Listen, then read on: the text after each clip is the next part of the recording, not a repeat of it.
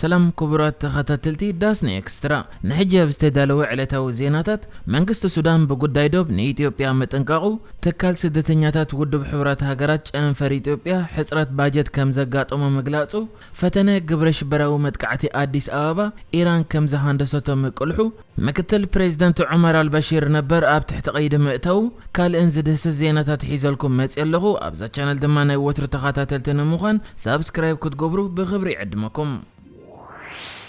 منغست السودان منغست إثيوبيا مريتي تحيسو بمبال ما تنقاقتا سديدو مع كان زينا رويترز قالي حتى كمزلا منستري وصاي غداي السودان هصص الى اوطيو ابزلو مغلصي إثيوبيا نغرات بزغوهار ملكع نمري السودان اتيا ازغ انت زلو نايدو شغرات مليسي زغاددو بوغن منغست السودان كازو خونه تقبلنت يبلون از سغم تخا حدغኛ ኩነታት አላዒሉ ነዚ ዞባ ናብ ዘይርጉእነት ክወስደይ በመባል መግለጽ አውጽዮ ነዚ ጉዳይ መልኪቱ ኸ አፈኛ ሚኒስትሪ ወጻይ ጉዳያት ኢትዮጵያ ዝኾነ ዲና ሙፍቲ ዝኾነ መልስ ዘይሃበ ዘሎ ኮይኑ ቀድሚ ዝናይ ሱዳን መጠንቀቅታ ግና ቀድሚ ሓደ መዓልቲ በመንገድ ማሕበራዊ ገጻት ኢንተርኔት ገይሩ ዲና ሙፍቲ መንግስት ሱዳን መፈነቃልን መዝማትን ኢትዮጵያውያን ከቋርጽ ኣለዎ ሱዳን መሬትና ገዲፋ እንድሕር ዘይወጽያ ኸ ዝኾነ ዳናይ ሳልሳይ አካል አየድሌናኒ በመባል ተዛሪቡ ነይሩ بزخ إثيوبيا والسودان مريتي تحيسا إلى تخصص الله خوينا سودان جنا حدقنيا سعبين كهلو يخلي زبلته إثيوبيا كاب مريتي توص أزبل ملختيا أم حلالي فازلا كم زفلت كاب زحلف عم جميرو حليفو أمكو حيلتات كلتي انهاجرات نتي أب ألف شق زبها الكباب الزلو لمعنى يحرش بوتان محز أب هيوت كسار زسعبه قجت ككايديس أنيحو تكال سدتنياتات ودب حبرات هاجرات ابي إثيوبيا حصرات باجت كم زغاطمو افليتو تكال سدتنياتات ودب حبرات هاجرات ابي إثيوبيا نزركبو سدتنياتاتن تفنقلتن محجاز كاب زدليو 323 مليون دولار امريكا شوعته كم مئتاوي طرح كم زرخبه بمحبر نزوم سباو حجاز زدليو مسبات محجاز ناي زدليو باجت حصرات هاغطيمو كم زلو افليتو بمسرت اتو ودب اوصيو ابزلو صبصب ابي إثيوبيا استات 1 مليون زبصح سدتنياتات كم زلو ابتا هاجر استفلالي كبابيتات تخسيتهم بزلو غرጭታት كا ካብ መረቤቶም ዝተፋናቀሉ ዘለው በመኾኖም እቲ ውድብ ነዚኦም ሰባት ንምሕጋዝ ድልዮ ባጀት ሕጽረት አጋጢሞ ምህላው አብርሂዩ ኢትዮጵያ ኣብ አፍሪካ ዝበዝሕ ስደተኛታት በመዕቋብ መበል ሳልሰይቲ ደረጃ ተሰራዕ ሃገርያ ኣብታ ሃገር ተሰዲዶም ካብ ዘለው ዜጋታት ናይ ካልኦት ሃገራት ከኣ በብዝሒ ቀዳማይ ደረጃ ዝሓዙ ስደተኛታት ደቡብ ሱዳናውያን ኮይኖም ኤርትራውያን ስደተኛታት ድማ መበል ካልኣይ ደረጃ ዝተሰርዑ ከም ዝኾኑ እቲ ትካል ስደተኛታት ውድብ ሕብራት ሃገራት ይዝሕበር እዚ ከምዚኢሎም ከሎ ድማ ካብ ወርሒ 11 ናይ ዝሓለፈ ዓመት ኣብ ክልል ትግራይ ብዝካየድ ዘሎ ኩናት ሓደሽቲ ልዕሊ 2 ሚልዮን ተፈናቀልቲ ተራእዮም በምህላዎም እዚ ድማ ነቲ ትካል ስደተኛታት ውድብ ሕብራት ሃገራት አጋጢሞ ዘሎ ናይ ባጀት ሕጽረት ከጋድዶ ከም ዝኽኣለ ይዝግመት ኣብ ኢትዮጵያ ቅድሚ ትውግእ ብዝነበረ ቆፀራ ልዕሊ 100,000 ኤርትራውያን ስደተኛታት ዘለው ኮይኖም ካብዚኦም እቶም ዝበዝሑ ኣብ ክልል ትግራይ ኣብ ዝተደኮነ 4 ማዓስከራት ተዓቂቦም ከም ዝጸንሑን እቶም ዝተረፉ ድማ ኣብ ክልል ዓፋርን ዝተፈላለዩ ከተማታት ኢትዮጵያን ምህላዎም እዩ ትካል ስደተኛ ውድብ ሕብራት ሃገራት ኣብ ጸብጸባቱ ዝሕብር እዞም ስደተኛታት ከኣ ድሕርቲ ዝነበረ ኩናት ክልተ ካብቲ ዝነበሩ ማዓስከራት ዓንዩ ከምኡ ድማ ብመንግስቲ ኩዕጾ ተወሲኑ ዘሎ ብምዃኑ ክሳብ ሕጂ ኣስታት 20,000 ዝበጽሑ ኤርትራውያን ስደተኛ أبي كم زلو كم زي فلت يزغلص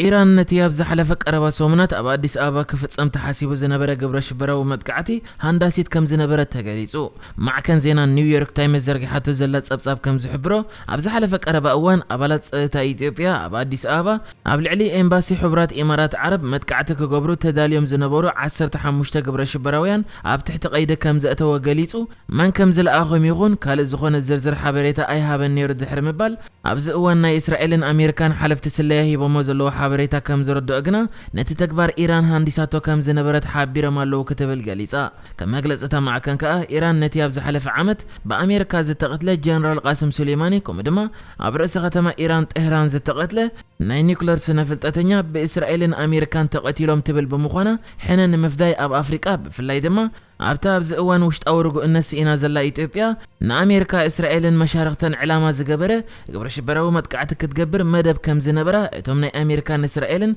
حلفت سلايا حبيرهم كم زلو غليصا اب اديس ابا مز ጉዳይ ብዝተኣሳሰር 15 ሰባት ከተሓዙን ከለው ነዞም ግብረ ሽበራው መጥቃዕቲ ከገብሩ መደብ ነይሮም ዝተባሉ 15 ድማ ዝመርሕ ዝነበረ ኣሕመድ እስማዒል ዝባሃል ውልቀሰብ ኣብ ሾወደን ኣብ ትሕቲ ቀይዲ ከም ዝኣተወ ተገሊጹ እዚ ሕጂ ብሓለፍቲ ስለያ እስራኤልን ኣሜሪካን ወፂ ዘሎ ክስ ግና ኢራን ተነጽጎ እኳ እንተኾነት ኣሜሪካን እስራኤልን ግና ኢራን ነቲ ብኣሜሪካ ኣብ ልዕሊ ገለ ካብ ሓለፍታ ዝተወስደ ስጉምቲ ሕነ ንምፍዳይ ኣብ ኣፍሪቃ ዘቐለለይ ብምባል ቅድሚ ሕጂ ኣምባሳደር ኣሜሪካ ኣብ ደቡብ ኣፍሪቃ ክትቀትል ፈቲና ዘይሰለጣ ክኸውን እንከሎ ሕጂ ድማ ኣብታ ብውሽጣዊ ውግእ ተሓሚሳ ዘላ ኢትዮጵያ መጥቃዕቲ ክትገብር ቀሊል ብምባል ነዚ ሕጂ ፈሺሉ ዘሎ መጥቃዕቲ ከም ዝፈተነት እዮም ገሊጾም ዘለዉ ከም ዝፍለጥ ኢራን ሕቡራት ኢማራት ዓረብ ምስ እስራኤል ዲፕሎማስያዊ ዝምድና ምስራታ ተቆጢዓ ነታ ሃገር ልክዕ ከም ኣሜሪካን እስራኤልን ቀንዲ ጸላኢታ ገይራ ቆፂራታ ከም ዘላ እዩ ዝግለጽ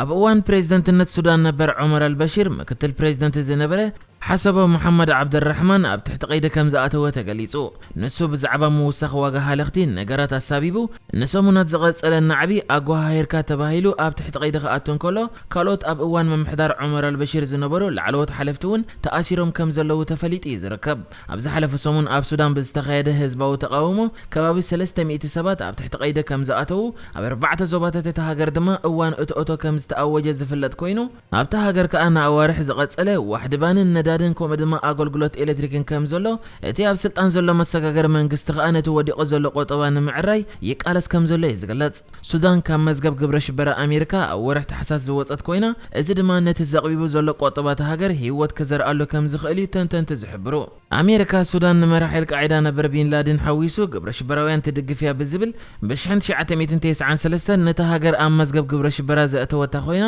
ዑመር አልበሺር ከዓ ብ1989 ብዕልዋ መንግስቲ ስልጣን መስሓዘ ንሱዳን ማእከል ዓለማዊ ተቃለስቲ ጅሃዳውያን ገይርዋ መንባር ይግለጽ እዞም እስላማውያን ጥሩፋት ጉጅለታት ብ2001 ኣብ ዓለማዊ ማእከል ንግዲ ኣሜሪካ ፈላም መጥቃዕቲ ምስ ፈጸሙ ኣሜሪካ ንሱዳን ኣብ መዝገብ ግብረ ሽበራ ዝምውላ ሃገራት ድሕሪ ምእተዋ ሱዳን ቆጠባዊ ኩነታታ እንዳሓመቐ ዝመፀ ኮይኑ እቲ ን30 ዓመት ብምልኪ ዝመርሓ ፕሬዝደንት ዑመር አልበሺር ከዓ ኣብ 2019 ዋጋ ባንን ነዳድን ዝመንቀል እዩ ብሓያል ህዝባዊ ተቃውሞ እዩ ካብ ስልጣኑ ተኣልዩ